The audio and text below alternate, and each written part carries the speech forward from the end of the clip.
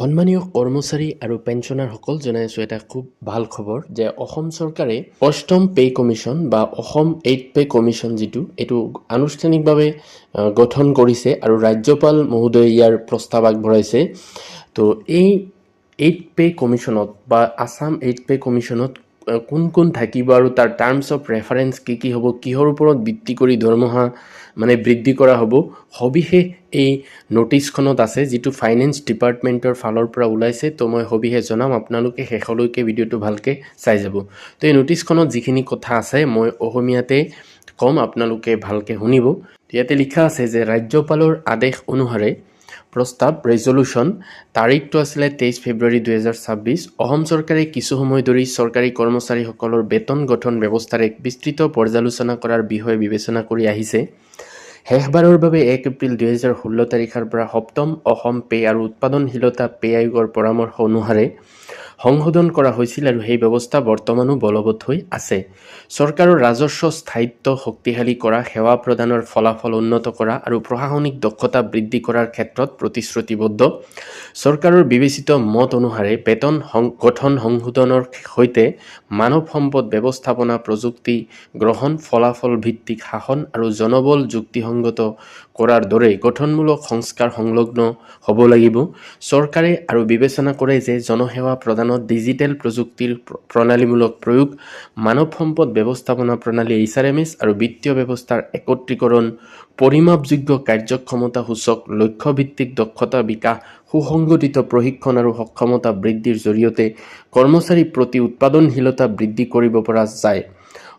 প্ৰৱৰ্তিত প্ৰণোদনা ব্যৱস্থা স্পষ্টভাৱে নিৰ্ধাৰিত আৰু বস্তুগতভাৱে পৰিমাপযোগ্য মানদণ্ডৰ সৈতে সংলগ্ন থাকিব আৰু ৰাজ্যৰ ৰাজস্ব ক্ষমতা আৰু 2005 চনৰ Assam fiscal responsibility and budget management আইনৰ বিধান অনুসৰি থাকিব।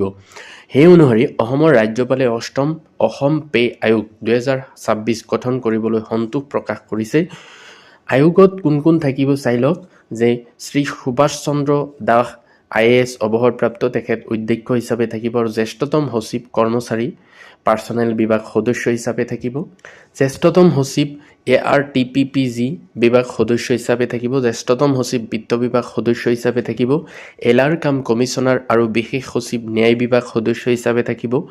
বিশেষ সঞ্চালক বিত্ত বাজেট বিভাগ অথবা জ্যেষ্ঠতম সচিব বিত্ত বিভাগৰ মনোনীত ব্যক্তি সদস্য হিচাপে থাকিব। প্ৰফেচৰ ৰাতুল মহন্ত গুৱাহাটী বিশ্ববিদ্যালয় বিশেষ আমন্ত্ৰিত সদস্য, সচিব বিত্ত PRU বিভাগ সদস্য সচিব। তো এনেকৈ এই অষ্টম পে কমিশ্যনটো গঠন কৰা হৈছে। তাৰ টাৰ্মছ অফ ৰেফাৰেন্স কি থাকিব চাওক, যে আয়োগে বেতন সংশোধনক গঠনমূলক সংস্কাৰ, বিত্তীয় স্থায়িত্ব, ডিজিটেল ৰূপান্তৰ, জনবল যুক্তিসংগতকৰণ আৰু ফলাফল ভিত্তিক শাসনৰ সৈতে সংলগ্ন কৰি এক সামগ্ৰিক আৰু সংস্কাৰমুখী দৃষ্টিভংগী গ্ৰহণ কৰিব। আৰু স্কোপ অফ এক্সামিনেশ্যন বা পৰীক্ষাৰ পৰিসৰ কি থাকিব চাওক, ৰাজ্য চৰকাৰৰ কৰ্মচাৰীসকলৰ বেতন গঠন আৰু সেৱাৰ চৰ্তসমূহ নিয়ন্ত্ৰণ কৰা নীতি নিয়মসমূহ পৰীক্ষা কৰা হ'ব, কিন্তু তলত উল্লেখিতসকল বাদ পৰিব। সমগ্ৰ ভাৰতীয় সেৱাৰ অল ইণ্ডিয়া ছাৰ্ভিচেছ বিষয়াসকল, UGC AICTE টেকনিকেল বেতন স্কেল গ্ৰহণ কৰা ডিগ্ৰী কলেজ, ইঞ্জিনিয়াৰিং কলেজ, চিকিৎসা college, nursing college, Ayurvedic college, pharmacy প্ৰতিষ্ঠান, পলিটেকনিক আৰু অন্যান্য চৰকাৰীভাৱে অধিসূচিত প্ৰতিষ্ঠানসমূহৰ পদসমূহ। শেট্টি কমিশ্যন SNJPCৰ পৰামৰ্শ অনুসৰি বেতন গ্ৰহণ কৰা ন্যায়িক সেৱাৰ বিষয়াসকল বাদ পৰিব। তাৰপিছত বেতন গঠন আৰু বিত্তীয় স্থায়িত্ব, ন্যায়সংগত কাৰ্যক্ষমতা ভিত্তিক আৰু বিত্তীয়ভাৱে স্থায়ী পদ্ধতিত বেতন, ভাতা আৰু সেৱাৰ চৰ্তসমূহৰ সংশোধন পৰীক্ষা কৰি পৰামৰ্শ আগবঢ়োৱা হ'ব আৰু ইয়াৰ ক্ষেত্ৰত তলত উল্লেখিত বিষয়সমূহ বিবেচনা কৰা হ'ব।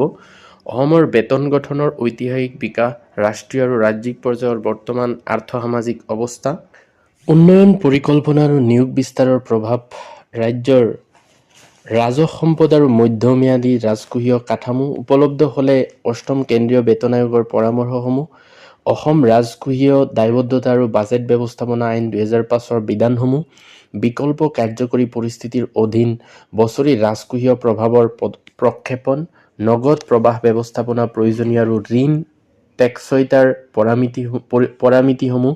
কমিশ্যনে বৃহৎ ৰাজকীয় প্ৰভাৱ মডেলিং প্ৰদান কৰিব আৰু প্ৰয়োজন হ'লে পৰ্যায়ক্ৰমে বা ধাপে ধাপে কাৰ্যকৰী কৰাৰ বিকল্পসমূহ ছাজেশ্যন কৰিব। শূন্যভিত্তিক জনবল পৰ্যালোচনা আৰু সাংগঠনিক সংস্কাৰ, কেডাৰ গঠন আৰু সাংগঠনিক ব্যৱস্থাসমূহ পৰ্যালোচনা কৰি তলত দিয়া ব্যৱস্থাসমূহৰ বাবে সুপাৰিশ আগবঢ়োৱা হ'ব।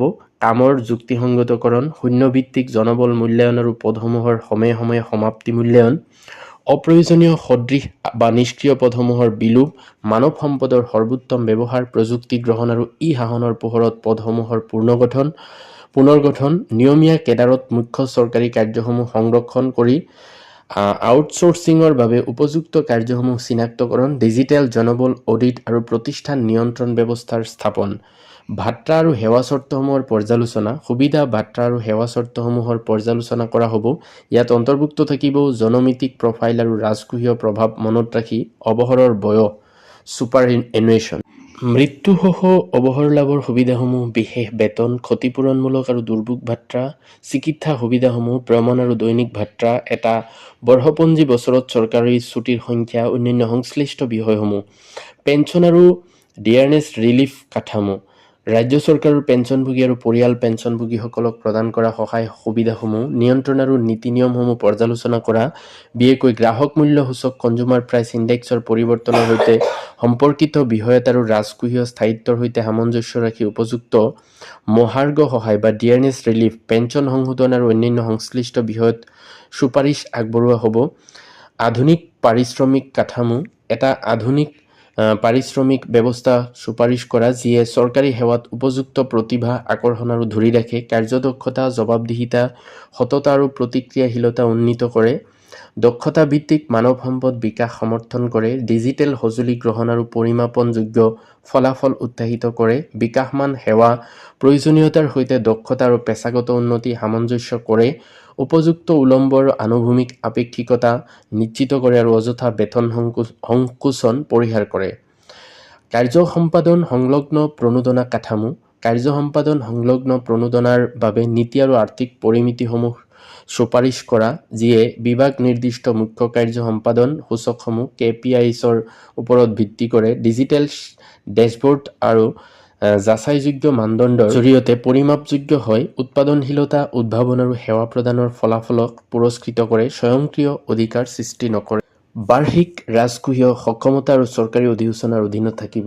মানৱ সম্পদ ডিজিটাইজেশ্যনৰ প্ৰণালী সংহতি, বিদ্যমান মানৱ সম্পদ ব্যৱস্থাপনা প্ৰণালীসমূহ পৰ্যালোচনা কৰি তলত দিয়া বিষয়সমূহৰ বাবে পৰামৰ্শ কৰা, সেৱা ৰেকৰ্ড আৰু বেতন ব্যৱস্থাৰ সম্পূৰ্ণ ডিজিটাইজেশ্যন, HRMS-ৰ সৈতে কোষাগাৰ আৰু সমন্বিত আৰ্থিক ব্যৱস্থাপনা প্ৰণালীসমূহক সংহতি, ছুটি, পদোন্নতি, পেঞ্চন আৰু বেতন সম্পৰ্কীয় তথ্যৰ বাস্তৱ সময় অনুসৰণ, EAPAR আৰু ডিজিটেল কাৰ্য সম্পাদন নিৰীক্ষণ প্ৰণালীসমূহ, মানৱ সম্পদ আৰু বেতন ব্যৱস্থাপনাত অনিয়ম প্ৰতিৰোধ আৰু স্বচ্ছতা নিশ্চিত কৰাৰ ব্যৱস্থা, চুক্তিভিত্তিক আৰু আঁচনিভিত্তিক কৰ্মচাৰীৰ ভিতৰত চুক্তিভিত্তিক কৰ্মচাৰী আৰু আঁচনিভিত্তিক কৰ্মচাৰী সমাজ নিৰ্দেশালয়, বিশেষ উদ্দেশ্য বাহন, SPBS আৰু ৰাজ্যিক বাজেটৰ বাহিৰৰ ধনৰ পৰা পুঁজিত বাহ্যিকভাৱে সহায়প্ৰাপ্ত প্ৰকল্প এককৰ কৰ্মচাৰীসকলৰ বাবে পাৰিশ্ৰমিক গঠন আৰু বাৰ্ষিক বৃদ্ধি নিৰ্ধাৰণৰ ক্ষেত্ৰত বিস্তৃত নীতি নিয়মৰ পৰামৰ্শ দিয়া।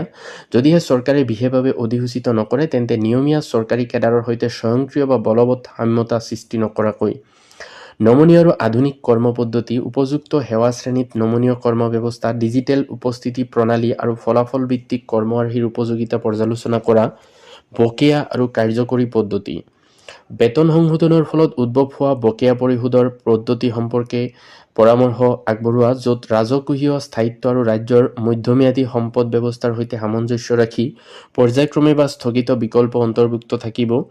অন্যান্য বিষয়, কমিছনৰ কাৰ্যকালত ৰাজ্য চৰকাৰে বিশেষভাৱে প্ৰেৰণ কৰা যিকোনো অন্যান্য বিষয় পৰ্যালোচনা কৰি পৰামৰ্শ আগবঢ়োৱা হ'ব। প্ৰক্ৰিয়া, কমিছনে নিজৰ প্ৰক্ৰিয়া নিজে নিৰ্ধাৰণ কৰিব পাৰিব আৰু প্ৰয়োজনীয় বুলি বিবেচিত উপদেষ্টা, প্ৰতিষ্ঠানিক পৰামৰ্শদাতা আৰু বিশেষজ্ঞ নিয়োগ কৰিব পাৰিব। ৰাজ্য চৰকাৰৰ অধীনস্থ সকলো বিভাগ আৰু কাৰ্যালয়ে কমিছনে প্ৰয়োজন কৰা তথ্য আৰু সহায় আগবঢ়াব লাগিব। মুখ্য কাৰ্যালয় আৰু কাৰ্যকাল, কমিছনৰ মুখ্য কাৰ্যালয় অসমৰ গুৱাহাটীস্থিত হ'ব। চৰকাৰে সময়সীমা বৃদ্ধি নকৰিলে গঠনৰ তাৰিখৰ পৰা সম্ভৱ হ'লে সোনকালে, বিশেষকৈ 18 মাহৰ ভিতৰত নিজৰ প্ৰতিবেদন দাখিল কৰিব লাগিব। আৰু আদেশ দিয়া হৈছে যে এই মৰ্মে আদেশ দিয়া গ'ল যে এই প্ৰস্তাৱ অসম গেজেটত প্ৰকাশ কৰা হওক। এয়াও আদেশ দিয়া গ'ল যে এই প্ৰস্তাৱৰ এটা প্ৰতিলিপি ৰাজ্য চৰকাৰৰ সকলো বিভাগীয় মুৰব্বী, জিলা আয়ুক্ত, সহ-জিলা আয়ুক্ত আৰু মহকুমা বিষয়া আদিসকললৈ প্ৰেৰণ কৰা হওক। তো এইটো চাব পাৰিছে ডিজিটেল স্বাক্ষৰ আছে মালবিকা চৌধুৰী, এইটো 23 তাৰিখে ওলাইছে। তো ইয়াৰ দ্বাৰা বুজা গ'ল যে অসম এইড পে কমিশ্যন যিটো এইটো আনুষ্ঠানিকভাৱে ঘোষণা কৰা হৈছে আৰু এতিয়া এইটো 18 মাহৰ ভিতৰত আচলতে এই প্ৰতিবেদন দাখিল কৰিব। তাৰপিছত তাৰ যিটো পে ষ্ট্ৰাকচাৰ সেইটো নিৰ্ধাৰণ কৰিব আৰু তেনেকৈ দৰমহাবিলাক বৃদ্ধি কৰা হ'ব। তো এইটো আছিলে গুৰুত্বপূৰ্ণ খবৰ। ভিডিঅ'টো ভাল লাগিলে লাইক এটা কৰি দিব আৰু মোৰ চেনেলটো ছাবস্ক্ৰাইব কৰি দিব।